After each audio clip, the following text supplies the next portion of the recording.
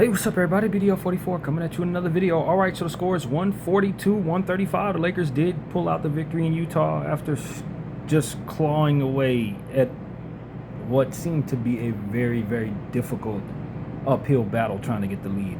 We had the lead early on with like 10 minutes to go in the first quarter. We didn't get the lead again until 10 minutes ago in the fourth quarter. We were down by 1, 5, 4, 3.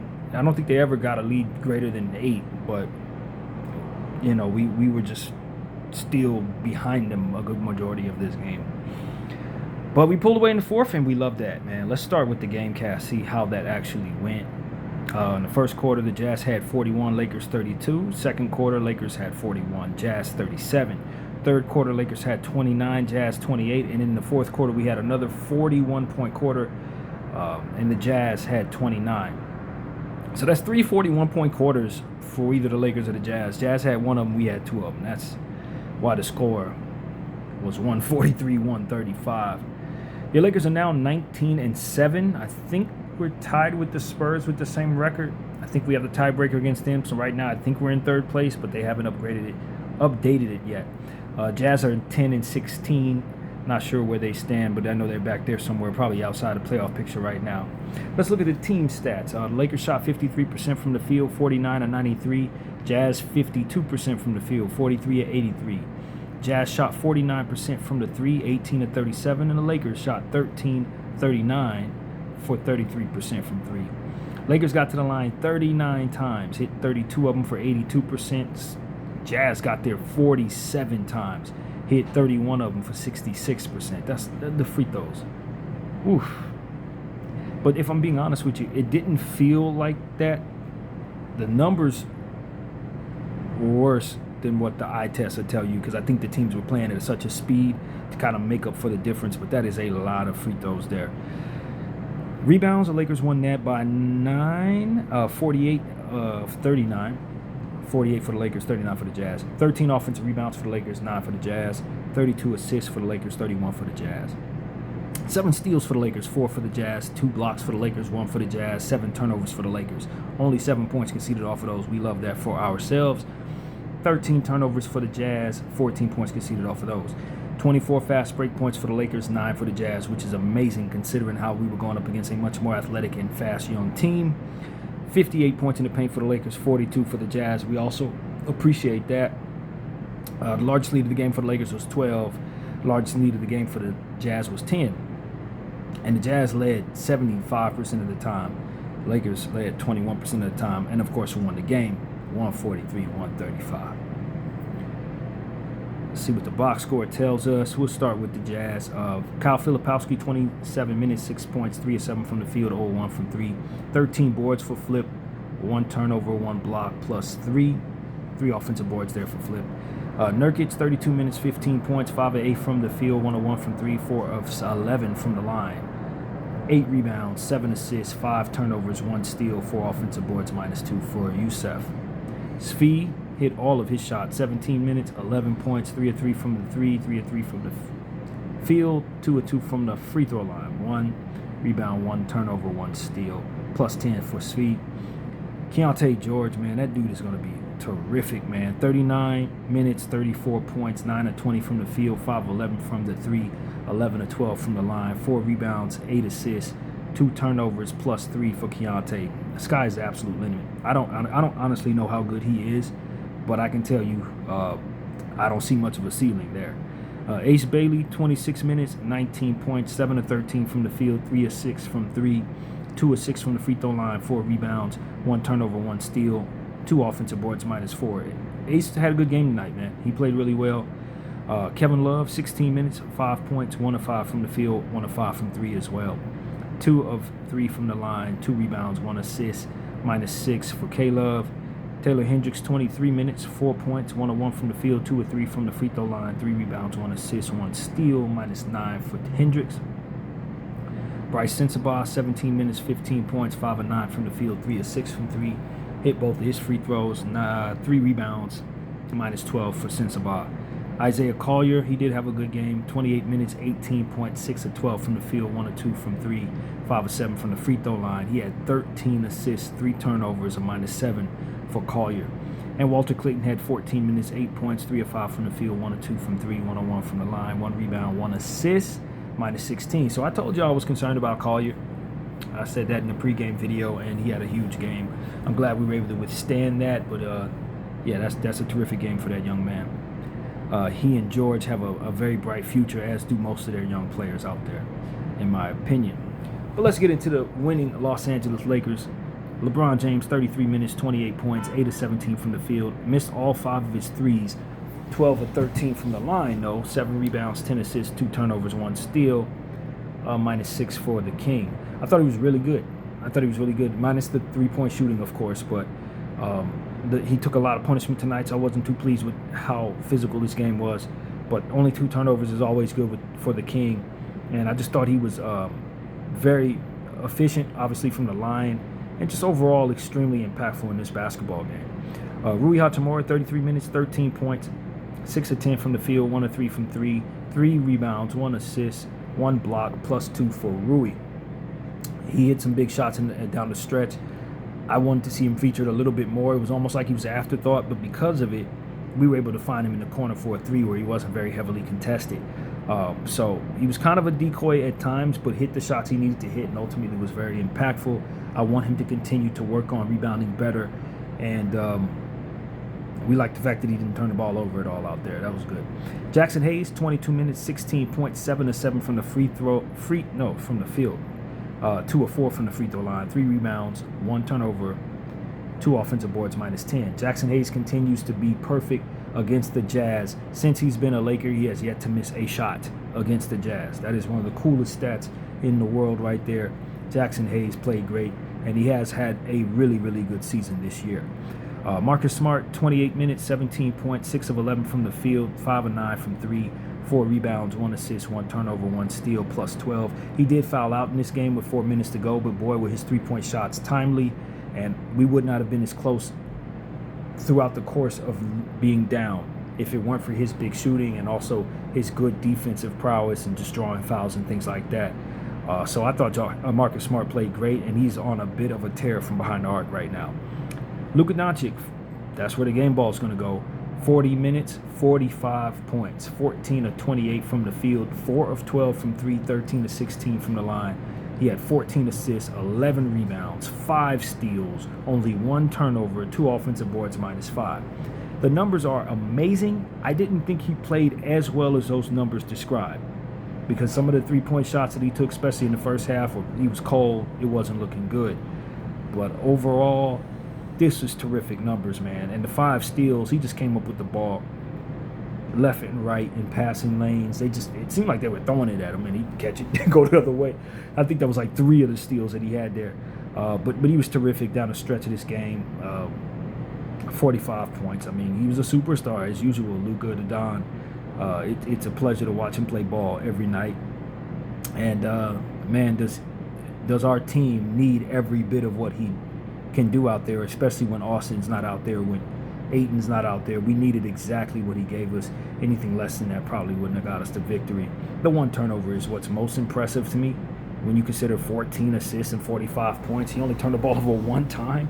That is amazing. If only he'd just be a bit more conservative about his choice of three-point shooting. In my opinion, it just gets a little much at times, especially in that first half. But overall, you see the numbers. You see what it is. Luka gets the game ball for certain. Maxi Kleber, 19 minutes, 5 points, 1 of 2 from the field, 0 of 1 from 3, 3 of 4 from the line. 2 rebounds, 1 assist, 1 block, +17. Pretty impactful night for Maxi Kleber, man. +17, it tells the story. The numbers don't tell the truth. He was out there playing physical. He was involved in a lot of good that was going on out there. He was hustling, and I thought he gave us everything he had. Jared Vanderbilt, 25 minutes, 7 points, 3 of 7 from the field, 1 of 2 from 3, 11 rebounds, 1 assist, 1 turnover, +15, 5 offensive boards. Really, really good play from Vando. This is what you get. You put him out there and you get back to being able to defend people. You get back to having more offensive rebounds, defensive rebounds. There were sequences out there. He was guarding. Was one sequence that stood out in my mind against Sensabaugh. He just looked so terrific defending that man. Just good to have Vanderbilt back in rotation, man. In only 25 minutes, 11 boards. The 7 points is good. He made a 3-point shot tonight. As I've been telling people, his 3-point shooting has been better this season. If you look at the game film throughout the course of this season, when he shoots the three, he's basically making it half of the time. So he's really been working on that, and I think he's buying himself more opportunities. Hopefully he can keep them. And coach doesn't ever bench him like this again, because from what I'm seeing, he's having a pretty good season. So maybe that was the right button, sitting him for 7 games and then bringing him back in. He's played great since. Maybe that was the right play. But I think also he's getting healthier, further and further away from that injury that he had that plagued him almost for 2 years. He's just getting healthier by the second, and his conditioning is where it needs to be, and he's back to being the Vandal that we need him to be. So I really love what I saw out there. There were times where you'd see LeBron look his way and want to get him the ball on a fast break, but didn't quite trust him. So, it's still going to have to be a bit of understanding that, Vanderbilt is not to be asked to do certain things offensively, and maybe that kind of limits us a little bit. But ultimately, I thought we were significantly a better team over the last 3 games, really, with him being back playing at the level he's playing at. So, plus 15, he contributed a lot off the bench. Jake LaRavia, 28 minutes, 12 points, 4 of 6 from the field, 2 of 4 from the 3, 2 of 2 from the free throw line, 6 rebounds, 4 assists, 1 turnover, 3 offensive boards, plus 14. I thought he was great. And this is one of those games where I thought he fed off of the energy of Vanderbilt, and as he does, he's kind of a chameleon. If you believe in him, he believes in himself. If you don't believe in him, he doesn't believe in himself. If you don't have no energy, he ain't gonna have no energy. If you have all the energy in the world, he plays with a lot of energy. That's just kind of how he is through 1/3 of this, or 1/4 of this season. And tonight was an excellent game. I thought he was an unsung hero for the Lakers out there. His energy was terrific. He helped us on both sides of the floor. The shooting was better. The rebounding was great. I just thought he was fantastic. I thought he was fantastic on both sides of the floor tonight, and I just wish he could find a way to contribute like this every night. And you see, no Gabe Vincent eating up minutes. You get more Vanderbilt, you get more LaRavia, and those guys contributed in ways that you just ain't going to get out of Gabe. You're just not. This is where the minutes go. The minutes go to other players who are going to be more productive. I wish we had that option every night. Dalton Knecht, 4 minutes, 0-1 from the 3, 0-1 from the field, -1. He needs to continue to stay in the G League. He's playing great down there. He had like 30 points in the G League game very recently. The highlights were fantastic. I want him back down there, continue to get his rhythm. He don't need to be up here with the big team right now. He needs to be getting 30 and 40 minutes in the G every night, cooking people, gaining confidence, getting his rhythm. And that's exactly where he should be probably for the next 2-3 weeks, if you ask me. Adu Thiro, 3 minutes, 0-2 from the field, 1 rebound, +4. If we're not going to play Adu, same thing. Send him back down there, let him get his run, man. Because for me, these 2 young players need to be developing. If they're going to be sitting watching basketball for the Los Angeles Lakers, that's not the way that we need to be handling them right now. They need to be in the G, getting 30 minutes a night, and 10, 12, 14, 20 shots a night, both of them. We'll get the most out of them if we do that, because these are the type of nights that you didn't use them. I would have, but we didn't, and they need the minutes. Nick Smith, same thing. 5 minutes, 0-2 from both the 3 and field, -2. I have so much more faith in these people than Coach JJ does. All 3 of them, I would play more. All 3 of them would probably be in regular rotation for me. But ultimately, we had 3 players come off our bench. I thought all 3 of them gave us a lot of energy. They were all plus in the plus minuses in a heavy way. And it's the second game in a row where I thought our bench really showed up, man. Second game in a row where I really thought the energy was good. Maybe not as much scoring as you would ask for, but great rebounding, great overall energy, man. Between Vanderbilt and LaRavia, that's 8 offensive boards. That is terrific. And it's the second game in a row where I can say our bench really balled out. So that's what it is, man. That is what we got from the Los Angeles Lakers against the Utah Jazz. 143-135 again was the score, and it was a bit frustrating through 3 quarters, to be honest with you. I was really frustrated just because we couldn't seem to get a damn lead.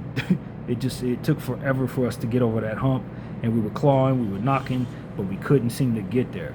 But we finally did, and in the fourth quarter, we really blew the roof off of that thing, got ourselves some space, between us and them. And I think a lot of that has to do with Marcus Smart shooting, Luka getting a bit hotter out there, and just the overall energy from those players that I mentioned, man. Energy. That's what the name of the game was. We were playing against a young, fast-paced, athletic team, and we blew the doors off of them by killing them in the fast break, and ultimately just continuing to be persistent, getting to the line, even though they got there significantly more, and just trying. I mean, if I'm being honest with you, it just required effort, real effort. And I thought the Lakers left it all out there tonight, played a physical game. And it's good to win games like this when you know you weren't leading the majority of the time, but when it came down to it, you know you're a better team, and you took care of business. I think you can also say we won it at the line. When you consider the Utah Jazz got there 47 times but missed 16 of them, and we won by 8. This is another one of those games where I tell the teams, you got to hit your free throws, man. You hit your free throws, and you have a different outcome. And this is one of those games where, if I'm the Utah Jazz coach, it really did come down to you just not hitting your free ones. Because if they hit them, we lost. And so that's something we need to consider as well. That's a team that shot very well. 18 of 37 from behind the arc, 52% from the field. Like this is a Utah team that is much improved. And I would not be unhappy if I were a Utah Jazz fan in regards to what this team's going to look like in the future, especially if they're going to continue to get lottery picks. They got a nice bunch down there, and they made us work hard. So, much credit goes to the opponent there. But I'm pleased with my Los Angeles Lakers, man. We got over the hump. We fought. We clawed, just like we did against Phoenix. And we're showing we have a lot of heart. And we also show that, hey, man, in clutch basketball games, we get the victory. We're 9-0 in clutch basketball games this season, which is unbelievable, considering how well we're executing and how much we struggled with that just 2 years ago. It was a real Achilles heel for us. But teams are going to have to fight to beat us. Teams are going to have to execute us down the stretch to beat us. And so far, no one's been able to do that. So this is our season high, if I'm not mistaken, 143 points. We know we can score. I don't think we wanted to score this much tonight, to be honest with you. I don't think we started this game with that type of energy. But Utah forces you into that type of game, because if you don't outscore them, they're basically going to beat you. And that's really what it came down to. It forced us into a high-scoring basketball game, and we stepped up and met the challenge. And so, pretty pleased with this. We're on a 2-game winning streak at this point. You got to love that for your Lakers. Let's see if they've updated the standings. Yeah, not yet. Not according to what I'm looking at. They haven't updated it yet, but we are 19. Yeah, there we go. Okay, 19-7 in third place. Right behind the Denver Nuggets, who are 20-6 in second place, and of course the OKC Thunder 25-2 in first place. San Antonio has the same record as us, 19-7 in fourth place. Houston, whom we see on Christmas Day, 16-8 in fifth place. Minnesota 17-10 in sixth place. Phoenix, who we'll see on Tuesday, I believe it is, 15-12 in seventh place. Memphis 13-14 in eighth place. Golden State lost tonight, 13-15 there in ninth place, and Dallas 11-17 in 10th place. So that's what's up. And the Utah Jazz are actually in 12th behind Portland with the same record as them, 10-16.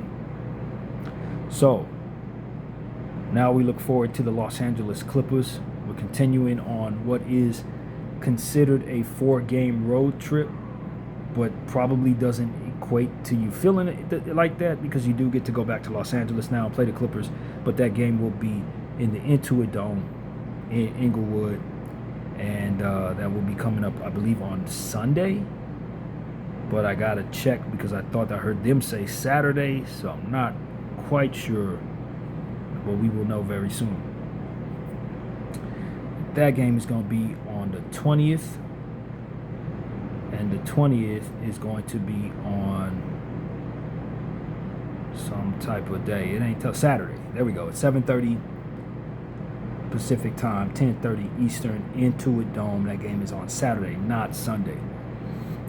We don't know if Austin will be back. We don't expect Gabe will be there. Ayton, we're not sure yet as well. And I think James Harden is considered out right now. He might play that game, he might not, but hopefully he doesn't decide to go. The Clippers are lowly sad bunch of players right now. They can't seem to beat anybody. And if we play our best basketball, they should not beat us. They should not beat us. The Clippers are awful, man. They're a lot worse than they expected to be this year, man. They're terrible. They've only won one of their last, 10 games. This is ugly nonsense here. Yeah. So, if we lose to them, it would be an ultimate embarrassment on several fronts, given the fact that this is our crosstown rivals. I don't consider them rivals. But anytime we play against the Clippers, we know it's a big deal. Anytime we play against the Clippers, you know they're going to try to show up, play their best ball. But as of right now, I mean, they can't beat anybody, man. So they definitely shouldn't beat us. So that's really what it is. I think this game that we played tonight and the Clipper game should be get-right games. We played against the Phoenix Suns. We barely got the win. We couldn't hit a shot. And we said after that game we wanted to come back a better basketball team. And so that's what my goal is for our team. I'd imagine they have that same mentality. And that's what it is. We've got to come in, the Clippers, bring that same attention to detail, intention to play hard. Hopefully we'll have Austin back on Saturday. Although it's not been said he's going to be back, but hopefully he will be. And we feel good about where we're at, man. We've won 3 of our last 4 games. And, we want to continue on this winning streak. The schedule has softened up just a little bit after a strong road trip in the Eastern Conference where we had to deal with the likes of Boston and Sixers and Toronto and all of that, and San Antonio and Phoenix. So, it's good to see some teams that we think we should beat, although this Utah team gave us a lot more than we were hoping we would have thrown at us. But ultimately, Luka, the 45-point triple-double and only 1 turnover, 5 steals. I mean, that's just a Hall of Fame line right there. That line is extremely impressive, but the eye test will tell you that there's still improvement areas for Luka. This was not his best game, but this might have been his best line in a while. So you'll take it, man. That's the essence of having great players on your team. You can have such high expectations for them that even when they do stuff like this, you still say, yeah, it's about a B-plus game, B game for Luka, which I thought it actually was. So when you consider what I am looking at, if he's playing A+, he's putting up some of the greatest numbers of all time. That's really what it comes down to. And that's exactly the level that I believe our young fella is at. So, yeah, man, happy to have such great talent on our team. LeBron James put up a fantastic line tonight as well. And, I thought our effort from all of our players was good, man. Maxi Kleber, Jake LaRavia, Marcus Smart, Jackson Hayes, Rui Hachimura. They all made their presence felt tonight, man. They really did. This was a good team win.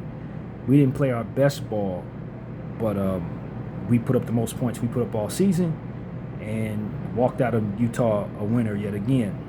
So we'll see the Utah Jazz twice more. Just once more. We've seen them 3 times already. We see them at the final game of the season. And that game will be in Utah, I believe. No, it'll actually be here in Los Angeles. Forgive me for that. 4/12, final game of the season here in Los Angeles. So yeah, we got that out the way, and get ready for the Clippers next. Phoenix after that, Houston after that, Sac after that, Detroit after that, and two games against Memphis, and then a game against New Orleans. So that's what we're looking like for the next 9, 10 games, whatever it is. I expect for us to win all of them. I do. I expect us to win all of them. We're a heck of a team. And I think we have a good shot at beating the Houston Rockets on Christmas at home. And Detroit lost to New Orleans tonight, so I think they might be kind of pulling back down to earth just a little bit. I expect to win. These teams shouldn't beat us, man. I'm sorry. Where we're at, how we are set up, Austin coming back, hopefully Ayton coming back, Bron now in rhythm. We should beat all these teams, dude. We really should. I hold us to a high standard, especially with how we started the season. And we have our work cut out for us. Of course, these are not pushover teams, but the way that we're taking care of business down the stretch in clutch basketball games, I expect for that to continue. I'm holding that standard to my squad going forward. So that is pretty much what I have to say, man. Good win, LA. We got to improve defensively. We do. But with only 7 turnovers tonight, you definitely love the improvement you've made there. Let's keep up the good work, LA. BDL 44, salute the Kobe Minute.